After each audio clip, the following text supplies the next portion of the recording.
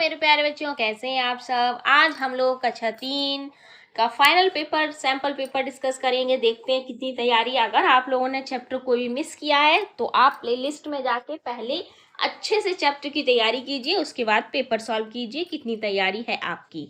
केंद्रीय विद्यालय संगठन शताब्दी परीक्षा 2023-24 कक्षा तीसरी 40 मार्क्स का आता है। समय रहता है 60 मिनट। चलिए, ये आपका यहाँ पे पूरा लिखा है। पठन कितने का आएगा, लेखन, व्याकरण, वर्तनी, ये सब आपके में लिखा हुआ आता है। चलिए हम सीधे पेपर पे चलते हैं। पहले आपके लिए आप पठित गद्यांश या पठित गद्यांश दोनों में से कोई भी दे सकते हैं, या तो आपके बुक का होगा या नहीं होगा। चलिए हम ये वाला गद्यांश पढ़ते हैं, फिर उसके क्वेश्चन आंसर सॉल्व करते हैं। उसी दिन शाम को मैं एक बर्र को पकड़ने की कोशिश कर रहा था कि उसने काट खाया। बड़ी जोर से दर्द उठा। मुझे दर्द से कराते देखकर नानी ने सोचा कि सांप ने काट लिया। मैंने दौड़कर नानी को उंगली दिखाई। उन्होंने जल्दी से नाना को पुकारा। नाना तुरंत दौड़े आए और मेरी उंगली को देखा। जहां बर ने काटा था वहां नीला निशान पड़ गया था। ये आपका आप ही के बुक से है, जब मुझे सांप ने काटा, उस चैप्टर से है। चलिए अब हम इसके प्रश्नों को हल करते हैं। बच्चा क्या पकड़ने की कोशिश कर रहा था, तो देखिए यहाँ से है, उसी दिन शाम को मैं एक बर्र की पकड़ने की कोशिश कर रहा था। तो हम लिखेंगे यहाँ पे बच्चा क्या पकड़ने की कोशिश कर रहा था, बर्र को पकड़ने की कोशिश कर रहा था। मैं पेन का कलर चेंज कर लेती हूँ। ओके, नेक्स्ट क्वेश्चन है, बच्चे ने उंगली कैसे दिखाई और क्यों। बच्चे ने उंगली क्यों दिखाई थी, बताइए कैसे दिखाई थी। बड़ी जोर से दर्द उठा। मुझे दर्द से कराते देखकर नानी ने सोचा कि सांप ने काट लिया। बच्चे ने उंगली कैसे दिखाई थी, बच्चे को दर्द हो रहा था इसलिए दिखाई थी। मैंने दौड़कर नानी को उंगली दिखाई। तो लिखेंगे बच्चे की उंगली में दर्द हो रहा था। बच्चे की उंगली में दर्द हो रहा था। तीसरा प्रश्न है हमारा, बच्चे को दर्द से कराते देख नानी ने क्या समझा। उन्होंने किसे पुकारा, नानी ने क्या समझा कि उसे सांप ने काटा है। उन्होंने किसे पुकारा, उन्होंने जल्दी से नाना को पुकारा। तो हम यहाँ पे लिखेंगे नानी ने समझा, नानी ने समझा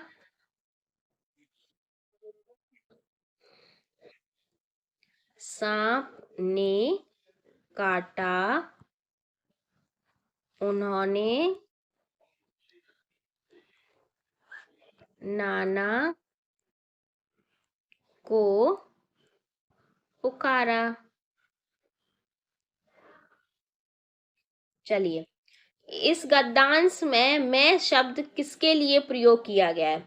आप बताइए कि जो मैं है ना, जैसे यहाँ पे उसी दिन मैं एक बर्र को पकड़ने की कोशिश कर, तो ये मैं शब्द किसके लिए है, मैं शब्द है बच्चे के लिए। बच्चे के लिए, बच्चे के लिए आप कह सकते हैं, या फिर आप कवि के लिए भी बोल सकते हैं। इसलिए बच्चा की बात हो रही है, इसलिए मैंने बच्चा लिखा है। नीचे दिए गए शब्दों के विलोम शब्द लिखो।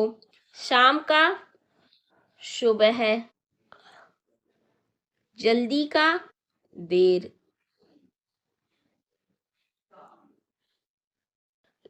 अगला है हमारे गद्य पद्य। लाल मिर्च देखकर काबुली ने क्या सोचा। काबुली वाले ने क्या सोचा लाल मिर्च देखकर, उसने सोचा ये कोई मौसमी फल है। तो हम लिखेंगे लाल मिर्च देखकर काबुली वाले ने सोचा। यहां से लिखेंगे लाल मिर्च देखकर काबुली वाले ने सोचा यह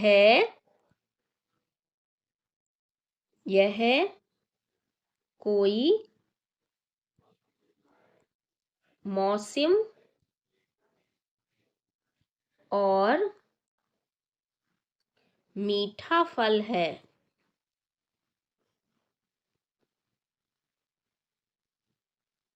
चलिए अगला प्रश्न है हमारा, तुम्हें किसका पेड़ अच्छा लगता है और क्यों? जो भी पेड़ आपको अच्छा लगता है वो आप नाम लिख सकते हैं। मुझे आम का पेड़ अच्छा लगता है, मैं लिख देती हूँ आम का पेड़।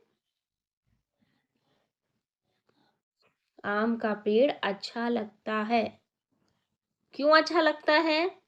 एक कारण भी आपको लिखना है, क्योंकि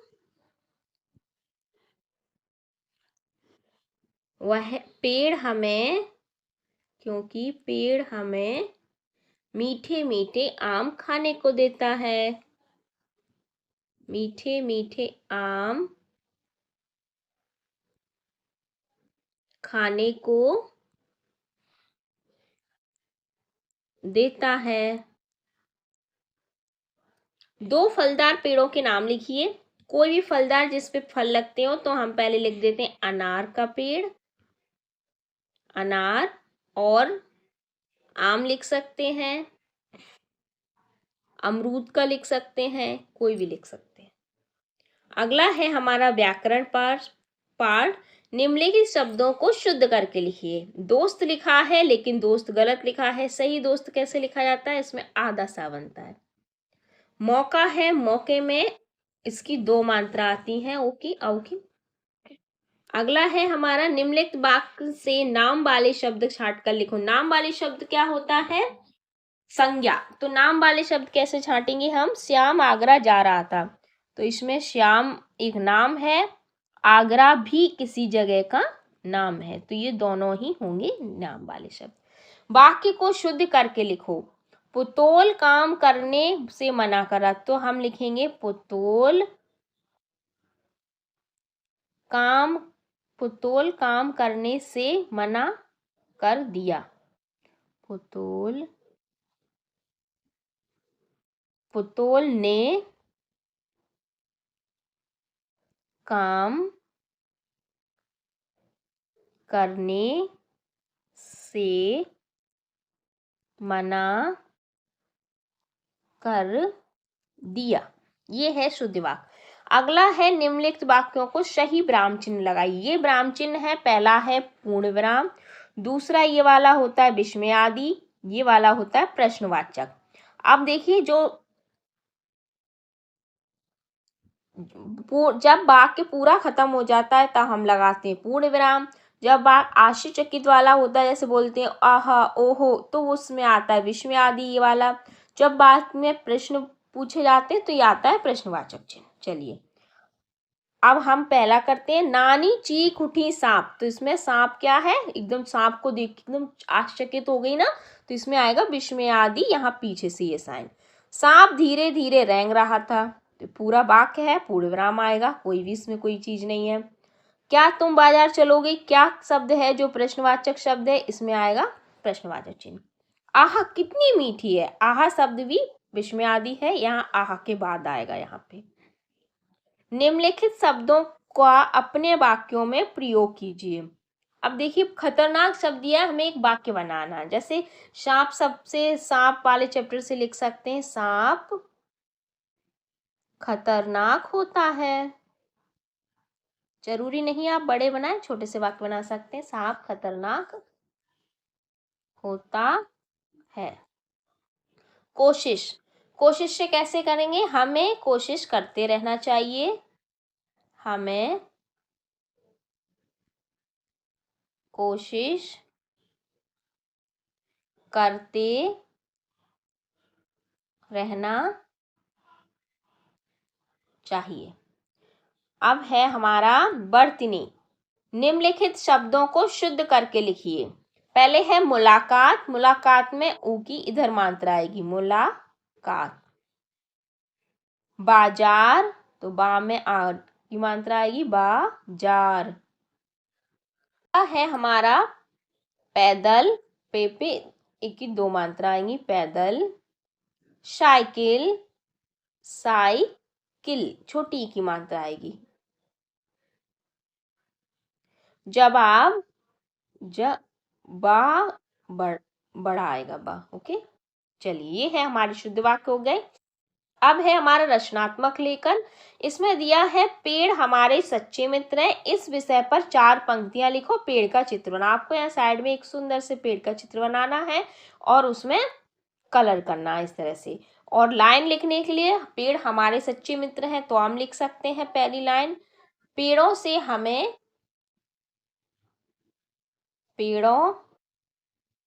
पेड़ से हमें फल खाने को मिलते हैं, खाने को मिलते हैं। दूसरा वाक्य होगा, पेड़ से हमें छाया मिलती है,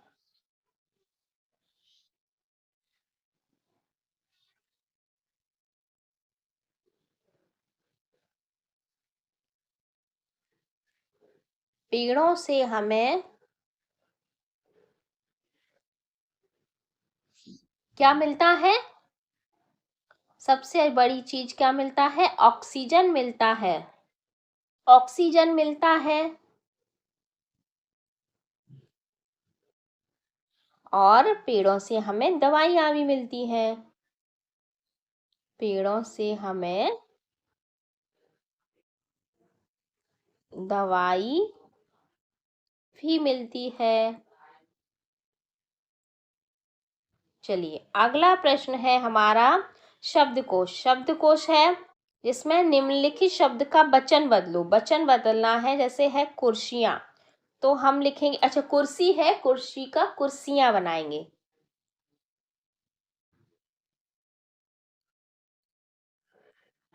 इसमें आएगा हमारा कुर्सियां। झोपड़ी, झोपड़ियां। निम्न वाक्यों के लिए एक शब्द लिखो। ईश्वर को मानने वाला, आपके इसे ये भी आ सकते हैं आपके में। ईश्वर को मानने वाला होता है आस्तिक। जो पढ़ा लिखा ना हो वो कौन होता है? अनपढ़। उसको हम क्या बोलते हैं? अनपढ़। जो मूर्ति बनाता हो वो क्या होता है? मूर्तिकार। अब है हमारा सुलेख। सुलेख आपको इस तरह से दी जाएगी, आपको सुंदर सुंदर राइटिंग में यहाँ लिखना है, उससे पूरे आपके 5 नंबर मिलेंगे। आगे अब इसे ही सैम्पल पेपर के लिए मैं आगे लाऊंगी। अब हम चलते हैं नेक्स्ट वीडियो में मिलेंगे। Bye bye, thank you. अब तक के लिए आप क्या कीजिए, लाइक कीजिए, शेयर कीजिए, सब्सक्राइब कीजिए और हो सके तो सुपर थैंक भेजिए।